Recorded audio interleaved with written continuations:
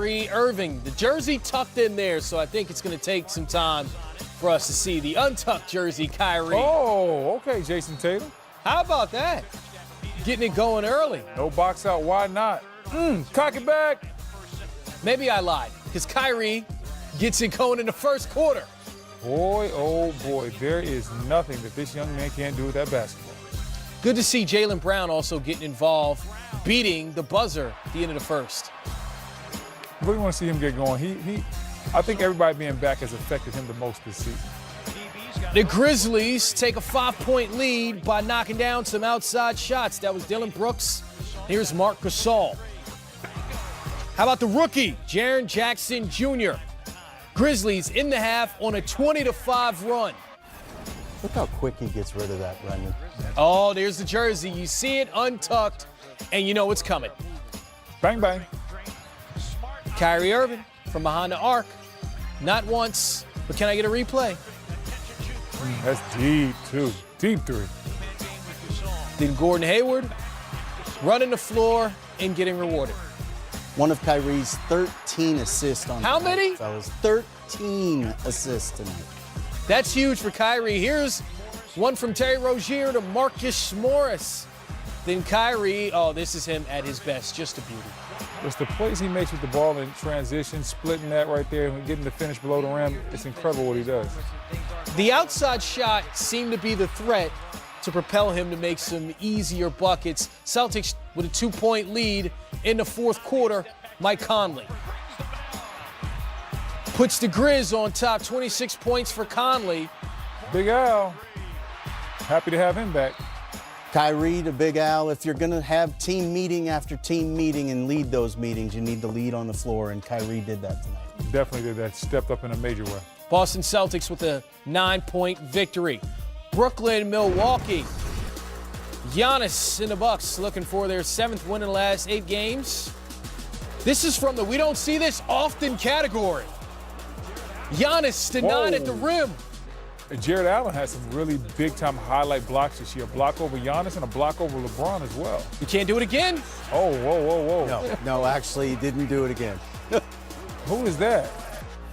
How many steps did he take inside of half court? Did it even take 2 full steps to get to the rim? I'm not sure. Giannis knocking down a 3. Ooh.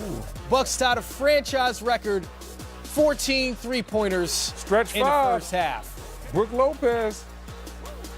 Chris Middleton, 29 points, 7 assists. You like that combo, Giannis and Chris? I think the Middleton-Giannis duo is the best duo in the Eastern Conference. They rang the bell tonight for 60 points. But I think if you look at two-way guys that are going to be matchup problems deep into the playoffs, I think they are the #1 combo. I think if you get an incoming call from Toronto, I think that'll be Kawhi Leonard and Kyle Lowry calling.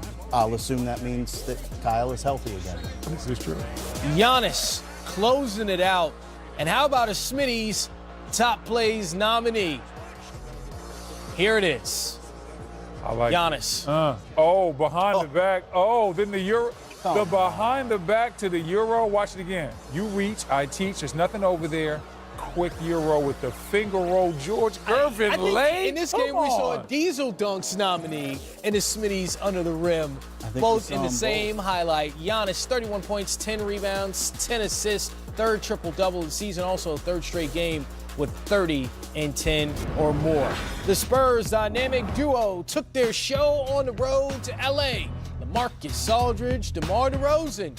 See how they perform next. You're watching Game Time. Post joins us now. Candace, first piece of clarification we need there, the word if is still surrounding John Waltz, whether or not he'll elect to have surgery that will end his season. What's the timetable on making that decision? It seems like it'll be a couple of days, but he's on the path to he's on the path to surgery. He actually is back in the building today, and he's walking around with a bulky walking boot, and that's a telltale sign that he has to stabilize the left heel.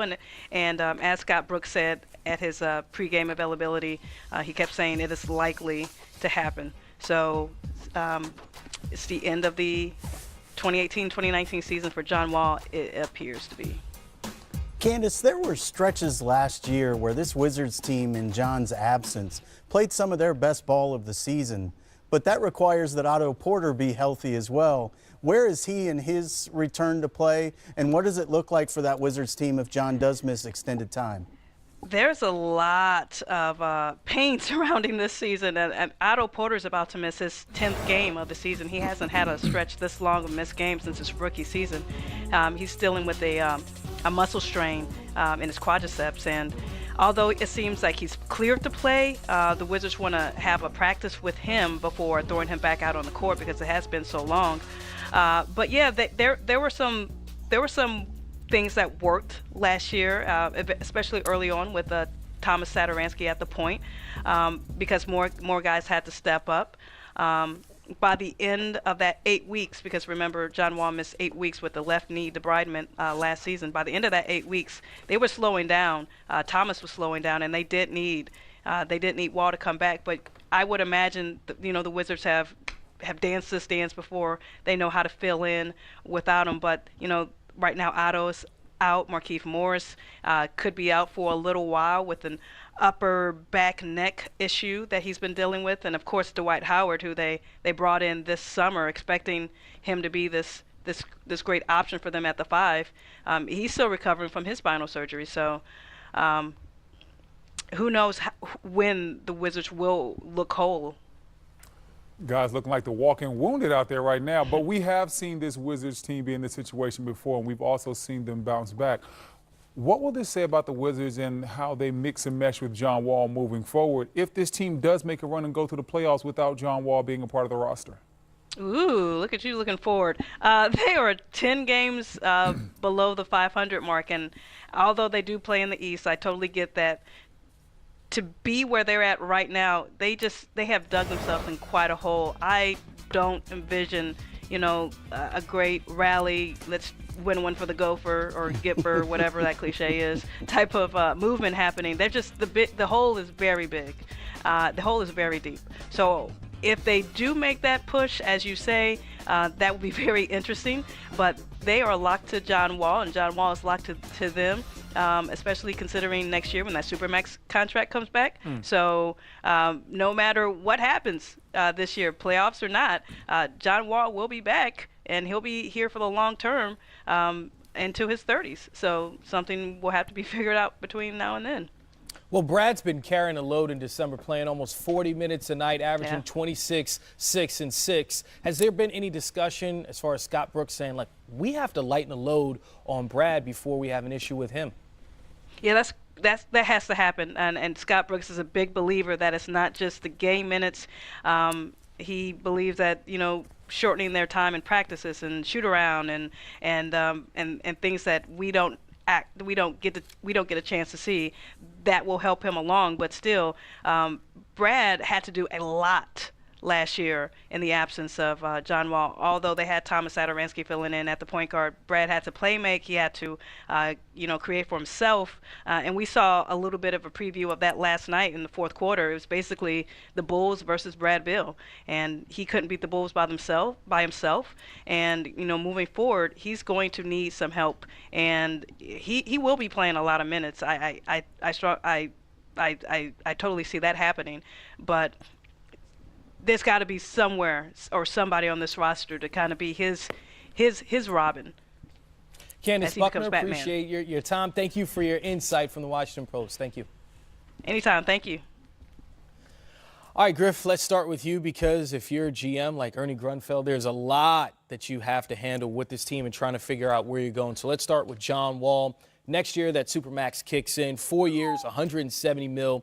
This will be the second season in which his year comes to an end early. How much of his albatross is that on this roster now, seeing what John has been through the last 2 years? Well, it's worse of an albatross if you don't have him take care of it now, and if you don't get in front of it.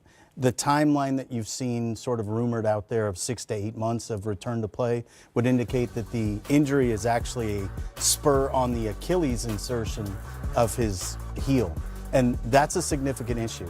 And in order to repair that and have him come back properly, you need to give him as much time as possible. So I think doing this now and getting in front of it is a big part of protecting the asset value you have in the contract. But even if he's healthy, if the team's not playing well and they're 10 games below 500, it's not a contract you feel good about. But they absolutely have to protect the asset value they have now and let him take as long as it takes to get right. Brendan, last year without John Wall, this team was 20-21. So there should be some sort of optimism right now. Candace didn't seem like she had that for the team. Is it just because of where they're at now? And if John is out for the rest of the season, it's not like he's coming back. I think it's because the situation is different. Last year, a lot of those other guys we talked about were healthy. Otto Porter was healthy. Kelly Oubre was a part of that team.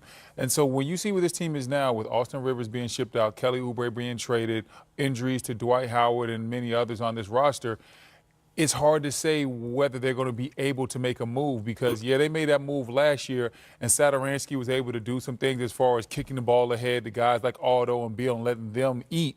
Instead of dominating the way John Wall plays. But this year, I'm not sure if they have the depth to do that or make that run. But it will be telling how this team bounces back and how they respond. Because if they do make this type of run, there's going to be a lot of whispers and a lot of people saying, hey, what should we do about that contract? And the fact of the matter is, everybody in D.C., you're stuck with it. Well, in a weird sort of way, that would actually make it worse for Ernie and for Tommy Shepard. If they go on a great run in the absence of John Wall, now that number really does look like an albatross. And what I think is fascinating is for stretches last year, and we talked to Candace about it, this team looked as good as they looked all year. And Otto Porter, while he was healthy, was also much more ball dominant. They went to him, they asked him to make plays for other people, and he responded.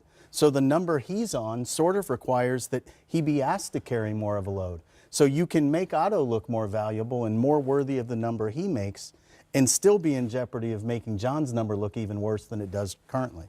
Certainly, I think when the trade deadline comes around, you and I will be sitting here having a discussion if whether or not the Wizards will be buyers or sellers. Can't wait. Buyers? What are they going to buy? They got a whole team full of bad contracts.